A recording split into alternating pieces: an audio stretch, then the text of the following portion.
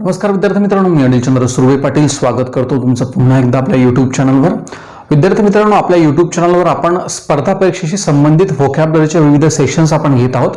यामध्ये MPSC class 1 ला जे विचारलेले व्होकॅब्स आहेत त्याचे देखील आपण सेशन्स घेतलेले आहेत. त्याच्यानंतर क्लास 2 च्या ज्या PSIS एएसओच्या एक्झाम्स होतात याच्या मेन्सच्या एक्झामला इंग्लिश ग्रामरचे जे व्होकॅब्स आहेत ते देखील आपण घेत आहोत. त्याचबरोबर वर्ग 3 च्या एक्झामला विचारलेले आणि सरळ सेवेचे ज्याही एक्झाम्स आहेत त्याला विचारलेले व्होकॅब्स म्हणजे साधारणतः वर्ग 1 पासून वर्ग 4 पर्यंतच्या सगळे व्होकॅब्युलरीचे प्रकरण आपण यामध्ये कंप्लीट करत आहोत. हे व्होकॅब्युलरीचे प्रकरण कंप्लीट करत असताना आयोग जे आहे आपल्याला कोणत्या ठिकाणी व्होकॅब्स विचारतं किंवा कोणत्या व्होकॅब्सवरती प्रश्न विचारतं त्याचा आपण अनालिसिस घेत आहोत. याचा एक फिक्स स्ट्रक्चर आणि फिक्स पॅटर्न ठरलेला असतो, त्याला अनुसरूनच प्रश्न विचारले जात असतात. एक्झाम कुठली असो, बँकिंग असो, SSC असो, NDA एक्झाम्स असो, MPSC असो, कंबाईन असो, कोणत्याही प्रकारच्या एक्झाम्स असतील सेंट्रलच्या किंवा स्टेट गव्हर्नमेंटच्या, याच्यावरती विचारलं जाणारं व्होकॅबचं स्ट्रक्चर आणि पॅटर्न फिक्स असतो. मी हे वारंवार का सांगतो की तुम्ही वेगवेगळ्या व्होकॅब्स तुम्हाला करायची गरज नाही. तुम्ही पेपरचं अनालिसिस करा मागच्या 20-25 वर्षाचं, त्यामध्ये तुम्हाला समजून जाईल की कशा स्वरूपात कशा धाटणीचे प्रश्न व्होकॅब्युलरीवरती विचारले जातात. आता व्होकॅब्युलरी जे आहे ते आपण लक्षात ठेवायचं नाही, आपल्याला रट्टा मारायचा नाही किंवा त्याचं काही वेगळं असं त्याच्यामध्ये काही करण्यासारखं आहे असं मला अजिबात वाटत नाही. कारण व्होकॅब्युलरी आपण प्रेफिक्सेसच्या माध्यमातून, सफिक्सेसच्या माध्यमातून आणि रूट वर्डच्या माध्यमातून लक्षात ठेवत आहोत. त्याला नवीन असं काहीतरी करावं लागणार आहे आपल्याला असं अजिबात नाही. जसं आपण लहान असताना स्पेलिंग पाठ करायचो, शब्द पाठ करायचो, तसं आपल्याला या ठिकाणी काहीच करायचं नाही. एक रूट वरनं तुम्हाला 10 वेगवेगळे शब्द लक्षात राहतील किंवा एका प्रेफिक्स वरनं तुम्हाला वेगवेगळे शब्द जे आहेत ते टॅकल करता येतील, एखाद्या सफिक्स वरनं वेगवेगळे शब्द तुम्हाला समजतील. तर प्रेफिक्सेस, सफिक्सेस आणि रूट याच्या माध्यमातून आपण विविध शब्द लक्षात ठेवत आहोत. वन वर्ड सबस्टिट्यूशन्स असेल, सिनोनिम्स असेल, अँटोनिम्स असेल, इडियम्स अँड फ्रेजेस असेल, होमोनिम्स, होमोग्राफ, वेगवेगळे साधारणतः 12 ते 15 प्रकरण आहेत. या 12 ते 15 प्रकरणावरती एक मार्क्स एका प्रकरणावरती विचारला जात असतो. तर त्या अनुषंगानं व्होकॅब्युलरी या सेशनला 40 ते 50% सध्या वेगवेगळ्या एक्झाम मध्ये वेटेज दिलेलं आपल्याला दिसून येतं. फक्त ग्रामरच, इंग्रजी ग्रामर तुम्हाला येणं गरजेचं नाही, त्यासोबत तुम्हाला याची देखील तयारी करणं गरजेचं आहे. तर सुरुवात करूया आजच्या सेशनला. रूट वर्ड मध्ये आपण आज पाहणार आहोत फिल, फिलो किंवा फिल. फिल, फिलो किंवा फिल यावरती, या रूट वरती कोणते शब्द जे आहेत ते आलेले आहेत किंवा या रूटला अनुसरून कोणते विविध शब्द तयार होतात ते आपण पाहणार आहोत. फिलचा किंवा फिलोचा किंवा फाईलचा अर्थ होतो, फिल, फिलो किंवा फाईलचा अर्थ होतो लव, प्रेम, एखाद्या गोष्टीवरती प्रेम करणं किंवा एखाद्या गोष्टीबद्दल आसक्ती असणं किंवा एखाद्या गोष्टीवरती प्रेम असणं, एखाद्या बाबीवरती प्रेम असणं. फिल, फिलो किंवा फाईल. फिल, फिलो किंवा फाईल याचा अर्थ काय होतो? लव असा होतो. आता या ठिकाणी पहिलाच शब्द पाहूया आपण, बिब्लिओ फाईल. बिब्लिओ. आता बिब्लिओ हा रूट ज्याही ठिकाणी येणार तो कशाशी कनेक्ट करायचा आहे? आपण पुस्तकांशी कनेक्ट करायचा आहे. बुक्स, पुस्तकं, ग्रंथ, बुक्स याच्याशी कनेक्ट करायचा आहे. मग फाईलचा अर्थ काय होतो? फाईल, फिलो किंवा फिलचा अर्थ काय होतो? लव, टू एक्सप्रेस द लव. बरोबर आहे ना? तर बिब्लिओ फाईलचा अर्थ काय होणार मग? पुस्तकांवरती प्रेम करणारा, one who loves to books. बरोबर आहे ना? One who loves to books म्हणजे वेगवेगळे ज्याला पुस्तकं वाचायची आवड आहे किंवा पुस्तकांवरती ज्याचं प्रेम आहे त्याला आपण बिब्लिओफाईल असं म्हणतो. मग त्याच्यात बिब्लिओमेनिया देखील येतो, बिब्लिओफोबिया देखील येतो. फोबिया म्हणजे काय असते? भीती असते. बरोबर. मेनिया म्हणजे काय असतो? पागलपण असतो. बरोबर आहे ना? मग बिब्लिओमेनिया आणि बिब्लिओफोबिया, मग ह्या बिब्लिओ वर्ड वरनं तुम्हाला, बिब्लिओ या रूट वरनं तुम्हाला वेगवेगळे शब्द जे आहेत ते तयार करता येतील. बरोबर आहे ना? म्हणजे एकाच रूट वरनं वेगवेगळे टाईपचे शब्द विचारले जातात. तुम्हाला असं नाही की फक्त बिब्लिओफाईल विचारतील, तुम्हाला बिब्लिओग्राफी विचारू शकतात, बिब्लिओमेनिया विचारू शकतात, बिब्लिओफोबिया विचारू शकतात. बरोबर आहे ना? तर त्या अनुषंगानं आपल्याला प्रेफिक्सेसही पाठ असले पाहिजे, सफिक्सेसही पाठ असले पाहिजे आणि आपल्याला रूट देखील माहिती असला पाहिजे. तर मग बिब्लिओ ह्या रूटचा अर्थ काय होतो? बुक. म्हणजे बिब्लिओ ह्या रूटवरून तुम्हाला कोणत्याही प्रकारचा शब्द विचारला तर तो तुम्ही पुस्तकांशी, वाचनाशी, ग्रंथाशी रिलेट करायचा आहे. तर बिब्लिओफाईलचा अर्थ काय होतो? जो असा व्यक्ती असेल ज्याला खूप पुस्तकांची आवड असेल, पुस्तकांचा संग्रह करायची आवड, पुस्तकांची वाचनाची आवड असेल, पुस्तक प्रेमी असेल, त्याला पण बिब्लिओफाईल असं म्हणतो. तर त्याच्यानंतर फिलोमॅथ. फिल किंवा फिलो या रूटचा अर्थ काय होतो? प्रेम. आणि मॅथ म्हणजे काय? सगळ्यांनाच माहिती आहे, मॅथ्स वरती जो प्रेम करत नाही तो आयुष्यात सक्सेस होत नाही असं म्हटलं जातं. त्यामुळे गणित या विषयावरती प्रेम करा, कारण गणितावरती जर तुम्ही प्रेम केलं तर निश्चितपणे आयुष्यामध्ये तुम्हाला सक्सेस मिळतो. आणि जर गणित आलं नाही तर आयुष्यातले गणित बिघडतात असं जुने लोक म्हणतात, तर ते निश्चितपणे खरं आहे. व्यवहारापुरतं तरी तुम्हाला गणित येणं गरजेचं आहे. तर फिलोमॅथ काय होणार, one who loves to mathematics, म्हणजे गणित प्रेमी असं म्हणूया. आता या ठिकाणी आपण इंग्रजीमध्ये नाही लिहिलं तरी चालेल, मराठीत जर तुम्हाला त्याचे मिनिंग समजले तर इंग्रजीमध्ये अगदी कॉमन तुम्हाला सेंटेन्समध्ये विचारलं जातं, one who loves to book, one who loves to math, अशा स्वरूपात ते विचारलं जातं. त्याच्यानंतर फिलोगायनिस्ट, बघा फिलोगायनिस्ट आपण गायनॅकॉलॉजिस्ट, गायनॅक असे वेगवेगळे गायन या रूटशी संबंधित शब्द पाहिलेले असतील, बरोबर आहे ना. तर फिलोगायनिस्टचा अर्थ काय होतो, फिल म्हणजे काय प्रेम आणि गायनिस्ट म्हणजे काय स्त्री, बरोबर आहे ना. GYNE किंवा GYNU असं कुठल्याही प्रकारचं शब्द आला तर त्याला आपण कशाशी रिलेट करायचंय, या रूटला कशाशी रिलेट करायचंय, स्त्रीशी रिलेट करायचंय, बरोबर आहे ना. तर फिलोगायनिस्ट म्हणजे काय, स्त्री प्रेमी, म्हणजे जो स्त्रीवर प्रेम करतो तो फिलोगायनिस्ट आहे, बरोबर आहे ना. मग तुमची आई असो, तुमची बहीण असो, कोणतीही महिला असो, ज्यावरती तुम्ही प्रेम करता, स्त्रीवरती तुम्ही प्रेम करता, त्याला आपण फिलोगायनिस्ट असं म्हणतो, बरोबर. आणि त्याच्यानंतर अँड्रोफाईल, आता इथं फिलोगायनिस्ट पाहिलं, मग अँड्रोफाईलचा अर्थ काय होणार आहे, अँड्रोज ह्या रूट बद्दल आपण याच्या आधी पाहिलेलं आहे, बरोबर आहे ना. मग अँड्रोफाईलचा अर्थ काय होणार, अँड्रोज किंवा अँड्रोफाईल किंवा अँड्रो या रूट वरनं कुठलाही शब्द तुम्हाला आला तर तो तुम्ही कशाशी रिलेट करायचा आहे, पुरुषाशी रिलेट करायचा आहे. कशाशी रिलेट करायचं आहे, पुरुषाशी. मग जो पुरुष प्रेमी असणार किंवा जो पुरुषावरती प्रेम करणार त्याला आपण काय म्हणतो, अँड्रोफाईल असं म्हणतो. काय म्हणतो, अँड्रोफाईल असं म्हणतो. त्यानंतर रेट्रोफाईल. आता रेट्रोफाईल म्हणजे असा व्यक्ती असेल जो भूतकाळामध्ये किंवा आपण म्हणूया की जो पास्ट मध्येच असतो, वन हू लव्स पास्ट, म्हणजे ज्याला फक्त त्याचा भूतकाळच आवडतो. वन हू लव्स पास्ट म्हणजे ज्याला स्वतःचा फक्त भूतकाळ आवडतो, भूतकाळामध्येच तो अडकून असतो, त्याला आपण काय म्हणतो, रेट्रोफाईल असं म्हणतो. रेट्रो म्हणजे काय, पास्ट. रेट्रो या रूटचा अर्थ काय होतो, पास्ट होतो. रेट्रो या रूटचा अर्थ फास्ट होतो. अँड्रोज ह्या रूटचा अर्थ काय होतो, मेन होतो.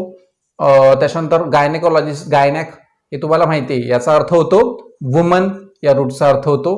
त्याच्यानंतर मॅथ म्हणजे मॅथ. त्याच्यानंतर बिबिलोचा अर्थ काय होतो, बुक्स, बरोबर. हे वेगवेगळे रूट आपण पाहत आहोत, या रूटवरून आपल्याला लक्षात ठेवायचं आहे. त्याच्यानंतर पुढचं आहे नेक्रोफाईल. आता नेक्रोफाईल संदर्भात तुम्ही याच्या आधी ऐकलं असेल की नॅक्रो हा रूट आपण घेतला होता. नॅक्रोचा अर्थ होतो एखादा असा व्यक्ती असेल ज्याला डेड बॉडी आवडत असेल, म्हणजे काही आपण म्हणूया असे काही व्यक्ती असेल जे स्मशानात राहतात किंवा ज्यांना डेड बॉडी आवडतात, अशा व्यक्तीबद्दल या आधी चर्चा आपण केली आहे. त्याला आपण नेक्रोफाईल असं म्हणतो, म्हणजे one who loves dead bodies, ज्यांना डेड बॉडी आवडते. आता डेड बॉडी आवडणारे व्यक्ती तर फार कमी असतील, बरोबर आहे ना. म्हणजे ते थोडेसे त्यांना सायकोलॉजिकल डिसऑर्डर असू शकतो किंवा वेगळ्या टाईपचे लोक असतात ज्यांना डेड बॉडी आवडते, तर त्याला आपण म्हणतो नेक्रोफाईल. काय म्हणतो आपण, necrophile. One who loves dead body, ठीक आहे ना, ज्याला डेड बॉडी आवडते आपण त्याला काय म्हणतो, नेक्रोफाईल असं म्हणतो. त्याच्यानंतर कॅनिनोफाईल, बरोबर. कॅनिनोफाईलचा याच्याबद्दल आपण तुम्हाला माहिती असेल, कॅनल कशाला म्हणता, जे कुत्र्यांचं जे छोटंसं हे असतं, कुत्रे ज्या ठिकाणी राहतात घरटं बनवलेलं असतं, आपण त्यांना कॅनल असं म्हणतो, बरोबर. तर कॅनिनोफाईलचा अर्थ काय होतो, ज्या लोकांना कुत्रे खूप आवडतात, म्हणजे वन हू लव्स डॉग्स, म्हणजे ज्यांना डॉग्स खूप आवडतात. वन हू लव्स डॉग्स, ज्यांना डॉग्स खूप आवडतात त्यांना म्हणतो आपण कॅनिनोफाईल. वन हू लव्स डॉग्स, तर ज्यांना कुत्रे खूप आवडतात. आता बरेच लोक सकाळी फिरतात ना, पाळीव कुत्रे, बरेच जणांना सवय असते कुत्रे सकाळी पाळायचे कुत्रे, आणि त्यांना सकाळी फिरायला घेऊन जातात किंवा दिवसभरही कुत्रे त्यांच्या सोबत असतात. म्हणजे बरेचसे असे तुम्हाला दिसतील जे डॉग्स प्रेमी आहेत, बरोबर. त्याच्यामुळे त्याला आपण कॅनिनोफाईल असं म्हणतो.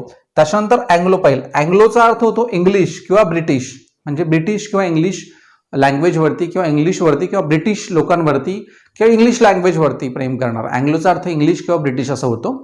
मग अँग्लो उर्दू म्हणजे अँग्लो उर्दू तुम्ही ऐकलं असेल, म्हणजे अँग्लो इंडियन तुम्ही ऐकलं असेल, बरोबर आहे ना. अँग्लो ब्रिटिश तुम्ही ऐकलं असेल. अँग्लोचा अर्थ काय होतो? अँग्लोचा अर्थ मुळातच ब्रिटिश असा होतो किंवा इंग्लिश असा होत असतो, तर त्याला आपण अँग्लो पाहिलं असं म्हणतो. त्याच्यानंतर फिलोथिझम.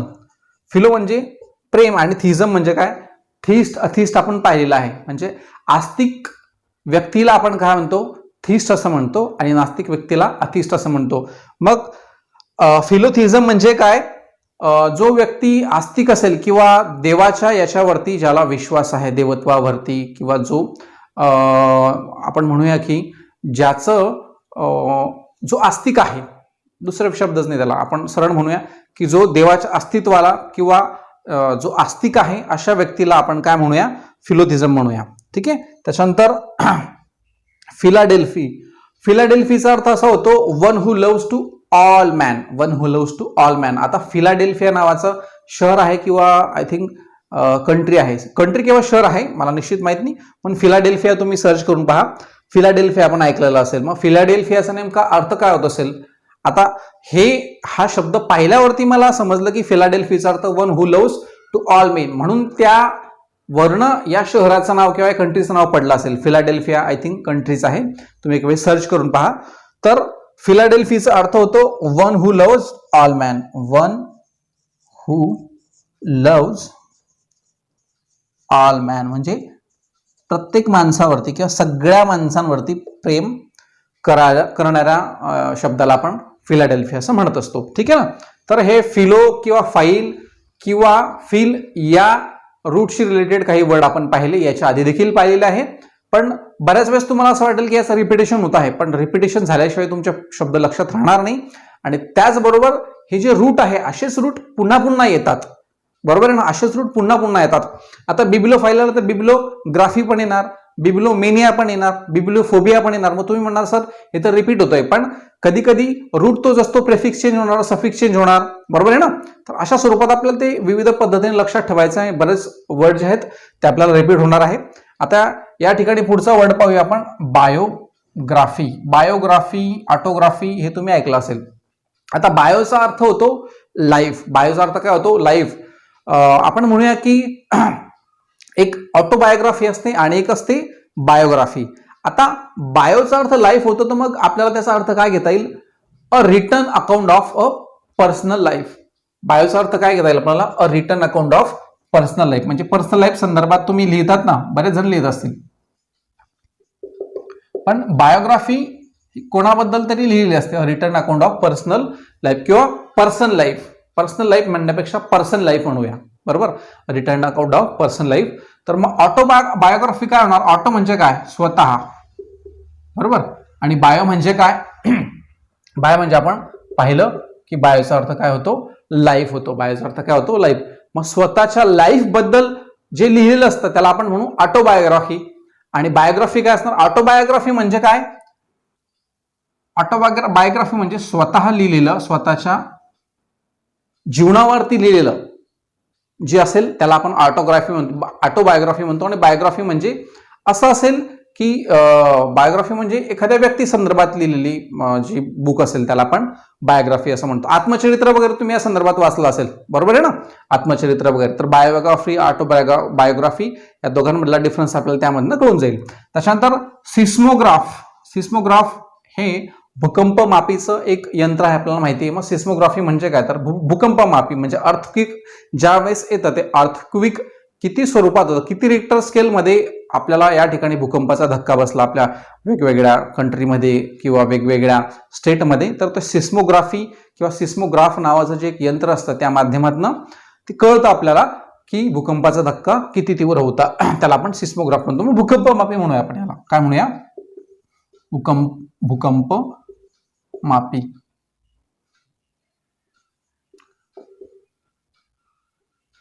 म्हणजे अर्थक्विक ज्या वेळेस येतं त्यावेळेस अर्थक्विक किती प्रमाणात आलं, कुठे आलं, काय आलं, त्याचं संपूर्ण नॉलेज या यंत्रातनं येतं. म्हणजे किती रिक्टर स्केलचा धक्का बसलेला आहे ते मोजायचं काम सिस्मोग्राफ करत असतं. आता या ठिकाणी बिब्लिओग्राफी आलं.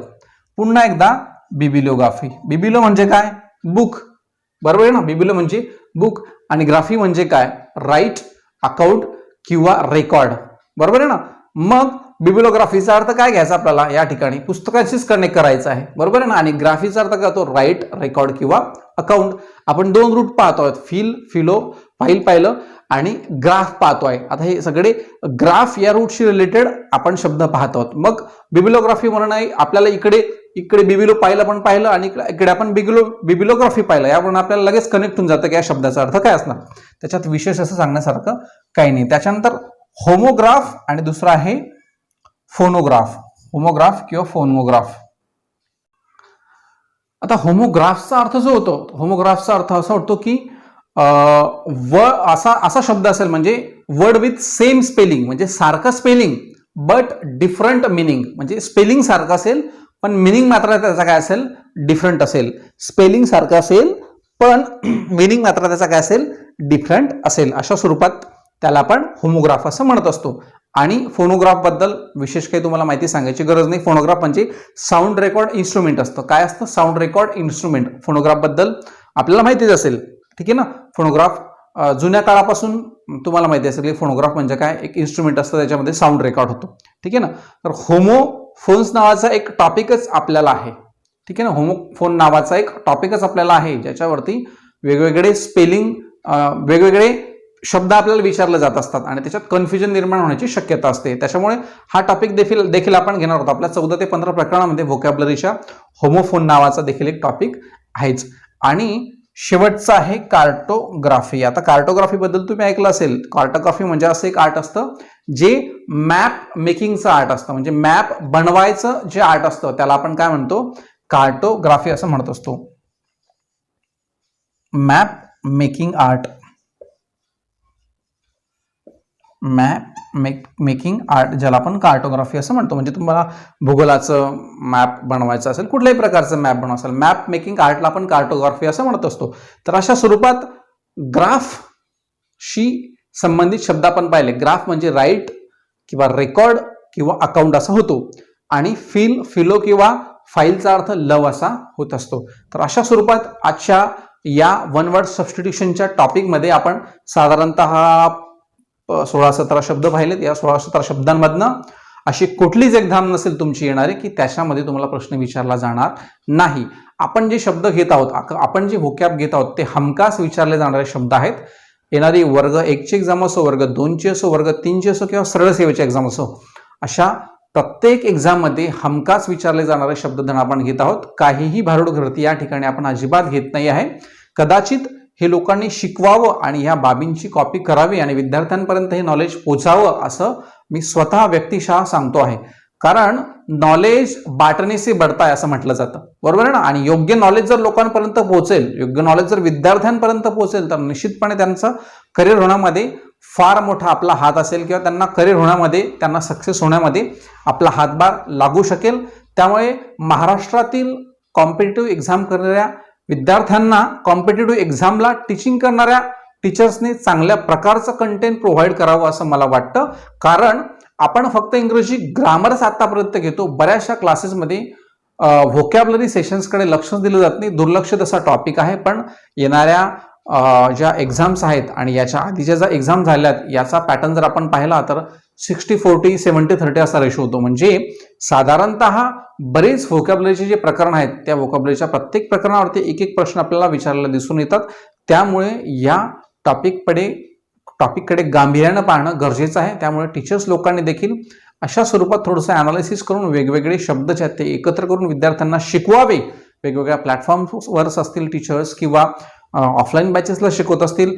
कारण नुसतं ग्रामर शिकवणे म्हणजे सक्सेस होणं अजिबात नाही. कारण एनडीए एक्झाम्स तुम्ही पाहिले, एनडीएच्या सीडीएसच्या एक्झाम्स, यूपीसीच्या एक्झाम्स, बँकिंगच्या एक्झाम्स, तर त्यासाठी अत्यावश्यक असणारा हा सिलेबस आहे. त्याचबरोबर एमपीएससीशी संबंधित ज्याही काही एक्झाम आहेत, स्टेट गव्हर्नमेंटच्या एक्झाम आहेत, क्लास 1, क्लास 2, क्लास 3, क्लास 4, यामध्ये सगळ्या एक्झाममध्ये अशा टाईपवरती प्रश्नही विचारले जात असतात.